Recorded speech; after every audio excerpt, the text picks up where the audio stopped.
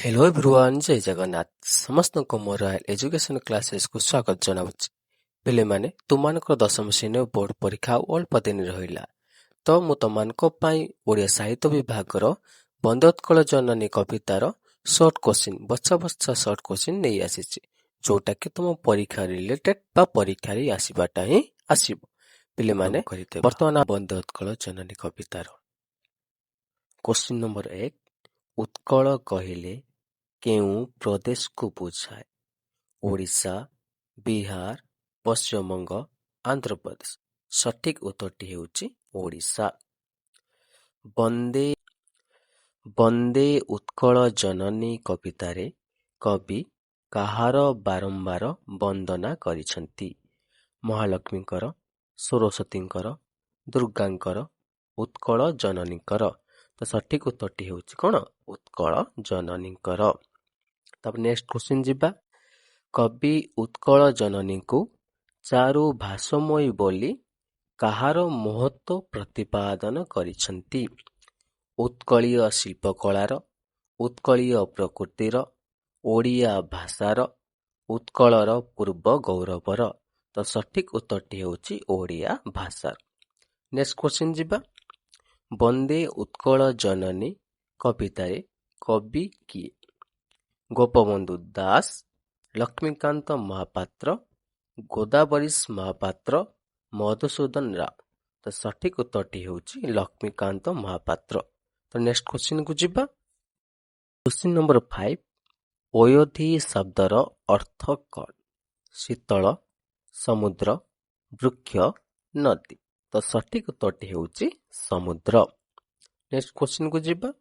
ମୁନି ଋଷିମାନଙ୍କର ବାସସ୍ଥାନକୁ କ'ଣ କୁହାଯାଏ?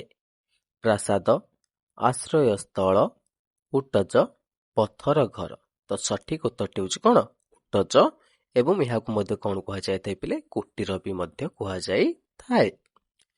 Next question. ଉତ୍କଳ ଜନନୀଙ୍କ କ୍ଷେତଗୁଡ଼ିକ କେଉଁଥିରେ ଶୋଭା ପାଆନ୍ତି? ଶାଳୀ, ଉଟଜ, ତାଳବୃକ୍ଷ, ଗହମ। ତ ସଠିକ ଉତ୍ତରଟି ହେଉଛି ପିଲେ ଶାଳୀ। ଶାଳୀକୁ ମଧ୍ୟ କ'ଣ କୁହାଯାଏ? ତାର ପ୍ରତିଶବ୍ଦ ହେଉଛି ମଧ୍ୟ ଧାନ। ଶାଳୀକୁ ମଧ୍ୟ କ'ଣ କୁହାଯାଏ? ଧାନ ମଧ୍ୟ କୁହାଯାଇଥାଏ। ବୁଝିପାରିଲେ ପିଲେ? ତାପରେ ନେକ୍ସଟ କ୍ୱେଶ୍ଚିନ୍କୁ ଯିବା। ହାସ୍ୟମୟୀ ଭାବେ କବି କାହାକୁ ଚିତ୍ରିତ କରିଛନ୍ତି? ଭାରତ ମାତା, ଉତ୍କଳ ଜନନୀ, ପ୍ରକୃତି, ଚମତ୍କାର ଦୃଶ୍ୟ। ତ ସଠିକ ଉତ୍ତରଟି ହେଉଛି ପିଲେ କ'ଣ? ଉତ୍କଳ ଜନନୀଙ୍କୁ। କ୍ୱେଶ୍ଚିନ୍ ନମ୍ବର 9, ନୀଳ ଭୂଧରମାଳା ଉତ୍କଳ ଜନନୀଙ୍କ ବକ୍ଷରେ କିପରି ଶୋଭା ପାଆନ୍ତି? ଆକାଶ ସଦୃଶ, ସମୁଦ୍ର ସଦୃଶ, ତମାଳ ବୃକ୍ଷ ସଦୃଶ, ତରଙ୍ଗ ସଦୃଶ। ତ ସଠିକ ଉତ୍ତରଟି ହେଉଛି ପିଲାମାନେ କ'ଣ? ନା ତରଙ୍ଗ ସଦୃଶ। କ୍ୱେଶ୍ଚିନ୍ ନମ୍ବର 10, କେଉଁମାନଙ୍କର ପ୍ରଶଂସନୀୟ କୀର୍ତ୍ତି ସାରା ବିଶ୍ୱରେ ପ୍ରଚାରିତ? କବି ସୁପୁତ୍ରମାନଙ୍କର, ନରନାରୀଙ୍କର, ମହାରାଜାଙ୍କର, ଜମିଦାରଙ୍କର। ତ ସଠିକ ଉତ୍ତରଟି ହେଉଛି ପିଲେ କ'ଣ? ନା କବି ସୁପୁତ୍ରମାନଙ୍କର। କ୍ୱେଶ୍ଚିନ୍ ନମ୍ବର 11, ଉତ୍କଳ ଜନନୀର ଅଙ୍ଗରେ କିଏ ଶୋଭା ପାଏ? ବନଭୂମି, ମନ୍ଦିର, କୁଟୀର, ଭୂଧର। ତ ସଠିକ ଉତ୍ତରଟି ହେଉଛି ପିଲେ କ'ଣ? ନା ବନଭୂମି। କ୍ୱେଶ୍ଚିନ୍ ନମ୍ବର 12, ଡଗର ପତ୍ରିକା କେବେ ପ୍ରକାଶିତ ହୋଇଥିଲା? 1937, 1936, 1947, 1920। ତ ସଠିକ ଉତ୍ତରଟି ପିଲେ ହେଉଛି 1937। କ୍ୱେଶ୍ଚିନ୍ ନମ୍ବର 13, କେଉଁମାନଙ୍କ କୁଟୀର ଦ୍ୱାରା ଉତ୍କଳ ଭୂମି ପବିତ୍ର ବୋଲି କବି କହିଛନ୍ତି? ଶିଳ୍ପୀମାନଙ୍କର, ଯୋଗୀ ଋଷିମାନଙ୍କର, ସାଧୁ ସନ୍ନ୍ୟାସୀଙ୍କର, କୃଷକମାନଙ୍କର। ତ ସଠିକ ଉତ୍ତରଟି ହେଉଛି ପିଲେ ଯୋଗୀ ଋଷିମାନଙ୍କର। କ୍ୱେଶ୍ଚିନ୍ ନମ୍ବର 14, ଉତ୍କଳ କେଉଁମାନଙ୍କର ବାସଭୂମି? ଋଷିମାନଙ୍କର, ବୀର ଯୋଦ୍ଧାମାନଙ୍କର, ବିହଙ୍ଗମାନଙ୍କର, କବିମାନଙ୍କର। ତ ସଠିକ ଉତ୍ତରଟି ହେଉଛି ପିଲେ କ'ଣ?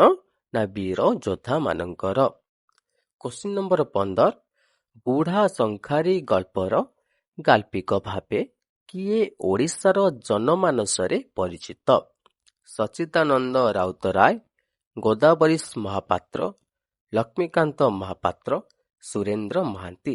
ତ ସଠିକ ଉତ୍ତରଟି ପିଲେ ହେଉଛି ଲକ୍ଷ୍ମୀକାନ୍ତ ମହାପାତ୍ର, ଯିଏକି ଏହି ବନ୍ଦେ ଉତ୍କଳ ଜନନୀ କବିତାଟି ମଧ୍ୟ ଲେଖିଛନ୍ତି। କ୍ୱେଶ୍ଚିନ୍ ନମ୍ବର 16, କେଉଁଥିରେ ଉତ୍କଳ ଜନନୀର ବେଶ ଶୋଭା ପାଏ? କଳାକୃତି, ସାଗର, ଜ୍ଞାନ ବିଜ୍ଞାନ, ଘଞ୍ଚ ଅରଣ୍ୟ। ତ ସଠିକ ଉତ୍ତରଟି ପିଲେ ହେଉଛି କଳାକୃତି। ଯଦି ମୋ ଭିଡିଓଟି ବା ମୋ ଚ୍ୟାନେଲ ତୁମମାନଙ୍କୁ ଭଲ ଲାଗିଥାଏ ତାହେଲେ ଲାଇକ୍, ସେୟାର ଆଣ୍ଡ ସବସ୍କ୍ରାଇବ କରିବା ପାଇଁ ଜମାରୁ ଭୁଲି ରହୁଛି। ଦେଖା ହବା ନେକ୍ସଟ ଭିଡିଓରେ। ଜୟ ଜଗନ୍ନାଥ।